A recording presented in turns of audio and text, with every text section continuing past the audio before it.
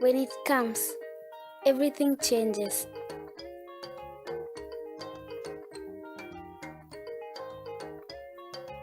Children can go to school.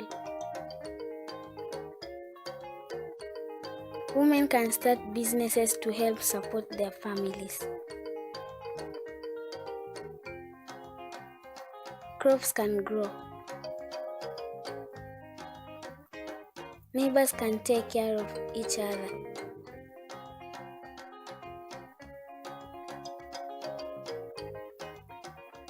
Markets can thrive.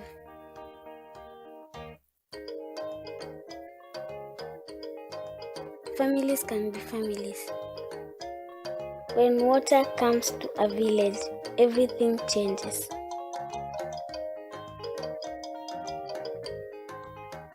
Water is essential to life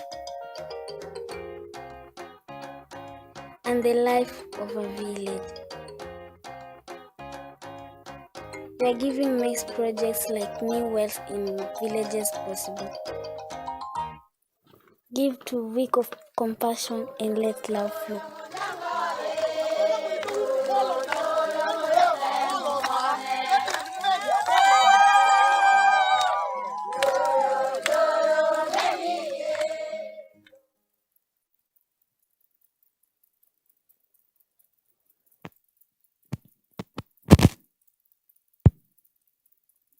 Water.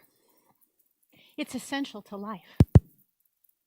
Water can revive life. Water restores life. In fact, mine is a story of new life from a random encounter at an ancient well. Is that coming from my microphone?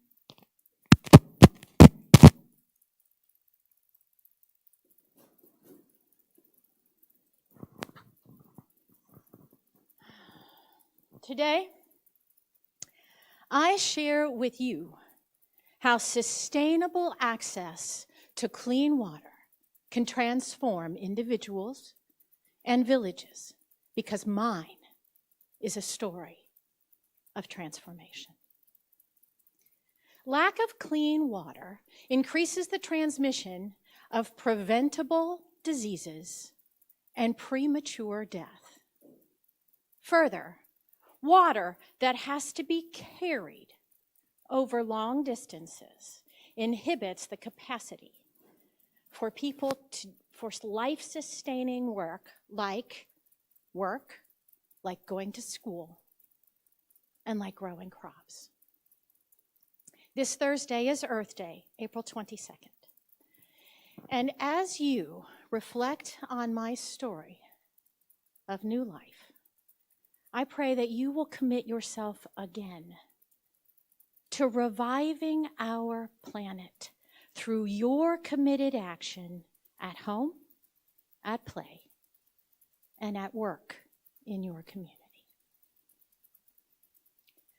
17 years ago, I was a shadow of the person that is standing in front of you today. Barely beginning my 5th decade of life, I had been beaten up by circumstances. I was tormented by poor decisions. I was marginalized in my community of faith and spurned by a culture of propriety. And I hated water. You see, I was orphaned at a very young age because I got lazy one day. In my small village in Samaria, we had two water sources. We had a river that ran at flood stages, and we had Jacob's well.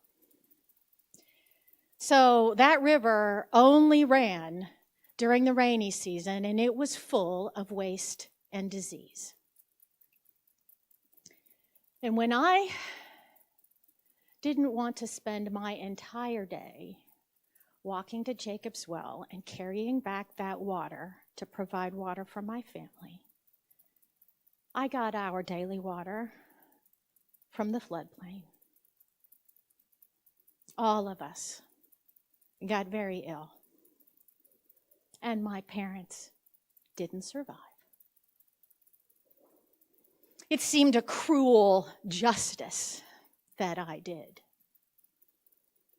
An orphaned child in my poor village could eke out a life from the charity of religious families. An orphaned girl was prey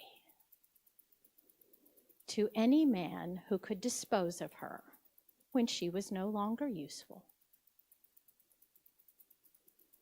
When I was in my teens, I thought I would find love that protected me, like I had with my parents, and like my religion had taught me.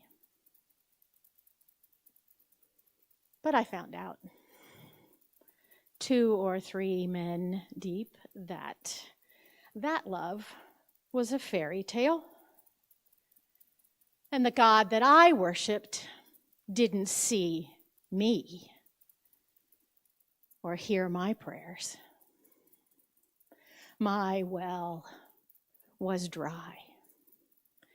And I had to find security, if only for a month or a week, in any bed that would welcome me. And my thirst for love, having never been quenched, had turned my heart into clay so that it would not be broken again. You see, having never experienced life-giving love, my soul was diseased, and my spirit was prematurely dead. And this is the fate of all who do not experience the reviving energy of living water. But there was a day when I was so desperate that a chance encounter changed me for good. I started out early on this day to journey to Jacob's well to collect water for the man who was sheltering me in exchange for my various labors. The journey consumed most of my day, and I hoped I would get back in the early afternoon so I could rest before the evening's expectations. And when I got to the well, a man asked me if I would draw water for him. Well, I had no interest in entertaining another man, and so I bristled at his request. He didn't strike me, as so many men had when my sharp tongue got ahead of my good sense. No, with a softness, with a tenderness that was so foreign to me, he offered me new life. It's still a mystery to me today, even as I tell this story again and again, how that man compelled me in a suddenly soft heartbeat to tell the truth. And with a dangerous and vulnerable honesty, I laid my soul bare to him. But I will tell you that the refreshment that I experienced in that moment of unexpected transparency is a memory that I hold most dear. In fact, it's the principle upon which I live my life now. You see, I walked back into my village that day without my water jar, but with a newfound courage. And that courage transcended my history. I told the story of that man's kindness to me. And since that day, and every time I tell the story, I grow in boldness, in courage, in confidence. And these many years since, I have spent my life setting up sustainable, clean water sources in the villages throughout Samaria because I received a calling, a purpose on my life that day. Because the love I encountered at that well softened my heart, and it opened my mind to my own value, to my own talents. In revived power and confidence, I now love water, and I believe in its life-sustaining power to change people and to bring hope to their suffering. I stand transparent before a God that I worship in a spirit of liberation and in the truth of who I am. A God that doesn't wound me. A God that doesn't dispose of me. A God that doesn't spurn me. No.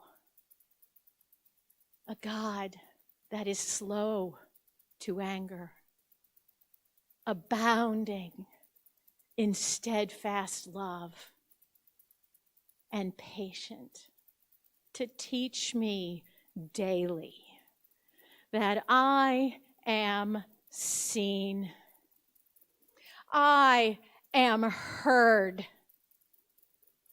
and I am valued.